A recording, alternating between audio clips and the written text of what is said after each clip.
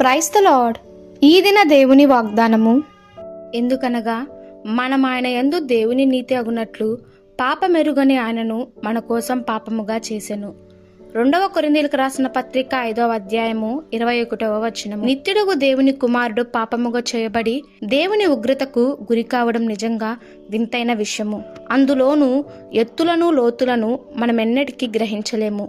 అయితే సజీవుడగు ఆ ప్రభు ఇప్పుడు మన కోసము దేవుని సముఖంలో విజ్ఞాపనకర్తగా ఉన్న విషయాన్ని కూడా మనం దృష్టించవలసిన అవసరత ఉంది.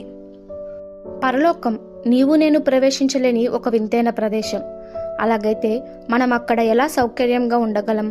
నీ కోసం నా కోసం మన ప్రభు అయిన యేసుక్రీస్తు చేసిన బలియాగాన్ని బట్టియు, ఆ బలియాగం పరలోక దేవుడు అంగీకరించుటను బట్టియు, ఆ పరలోకం మన ప్రభువుకు చెందినదైనందును బట్టియు, అందులో మనతో కూడా మన ప్రభువు ఉండుటను బట్టియు మనం అక్కడ సౌకర్యంగా ఉండగలము.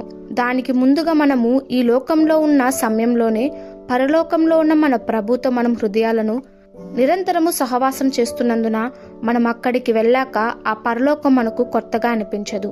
ఇప్పుడు నేనొక రక్షింపబడిన వ్యక్తిని. ఒకప్పటి నా నాశనకరమైన స్థితిని, దౌర్భాగ్యమైన స్థితిని దేవుడు సమూల నాశనం చేశాడు. దానికి ప్రతిగా నేను యేసుక్రీస్తు ద్వారా దేవునికి కృతజ్ఞతాస్తుతులు మాత్రమే చెల్లించగలను.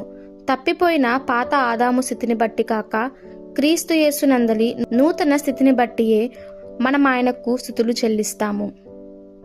ఈ దిన దేవుని వాగ్దానము మనందరి జీవితంలో నెరవేరులాగున ప్రభు కృప మనకి తోడై ఉండునుగాక. Amen. God bless you all.